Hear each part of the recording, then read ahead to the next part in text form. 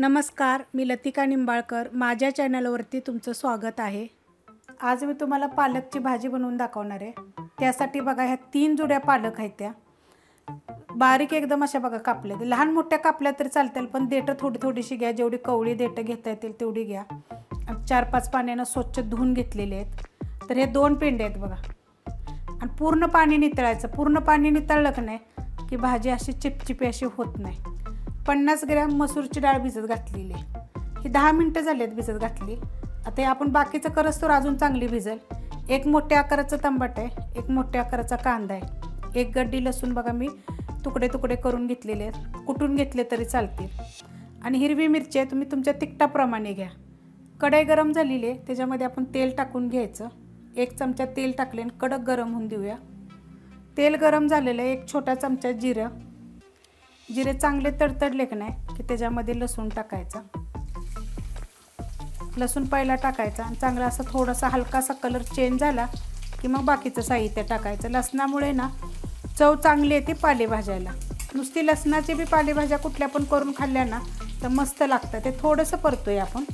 असं परतून घ्यायचं. बघा कलर बघा कसा आलेला आहे. जास्त असं लाल वगैरे करायचं ना. तर ह्याच्यामध्ये 1 मोठ्या आकाराचा कांदा असा बघा मोठा मोठा कापला. जास्त असा बारीक कापायचा नाही आहे. भाज्यांना कसं खाताना दाताखाली आलं पाहिजे अशा पद्धतीत कापलेला आहे.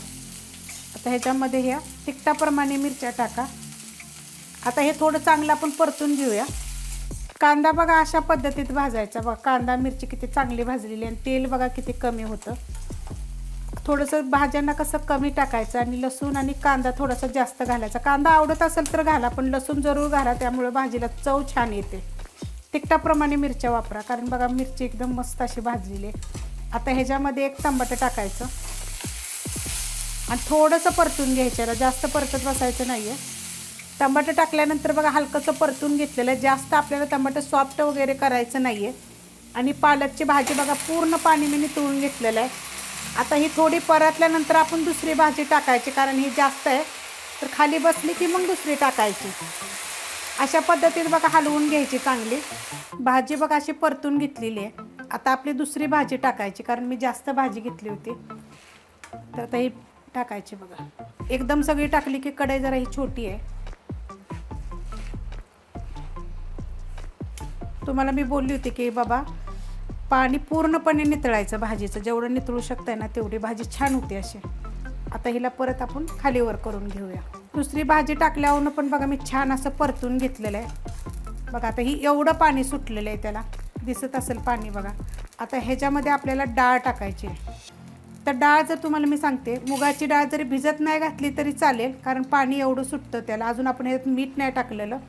आणि मी टाकणार आहे मसूरची डाळ. तर धुवून पाणी नितळून घेतलं होतं. तुम्ही मुगाची मसूरची टाकली तरी चालेल. फक्त चण्याची डाळ काय करायचं, जेव्हा आपण मिरची लसूण हे जे भाजतो ना तेव्हा मग ती भिजत 10-15 मिनटं 15 मिनटं तरी घाला भिजत. आणि ती डाळ टाकल्यावर त्यात थोडंसं मीठ टाकून झाकण ठेवा. थोडीशी वापरल्यानंतर मग त्यात पालक टाकली तर 1 नंबर भाजी होते. तुम्ही भाजी करून बघा. वेगवेगळ्या पद्धतीने मी भरपूर अशा रेसिपी टाकलेल्या आहेत. तुम्हाला जर आणि पालकमध्ये जर काय वेगळं पाहिजे असेल ना तरी कमेंट करून सांगा, कारण माझ्याकडे पालकच्या वड्या हे भरपूर रेसिपी आहेत. तर आता आपण ही भाजी होऊन देऊया. आपण ह्यात अजून मीठ नाही टाकलेलं. आणि हे सगळं फास्ट गॅसवर केलेलं आहे. बारीक गॅस अजिबात आज केलेला नाही आहे.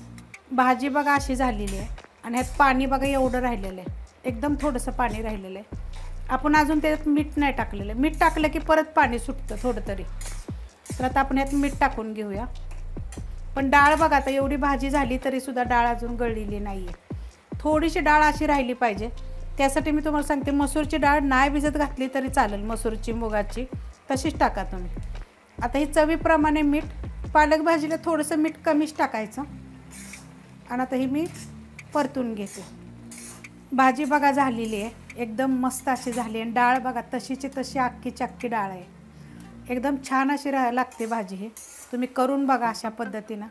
ही रेसिपी जर तुम्हाला आवडली तर लाईक करा, सबस्क्राईब करा, कमेंट करा आणि शेअर बी करा.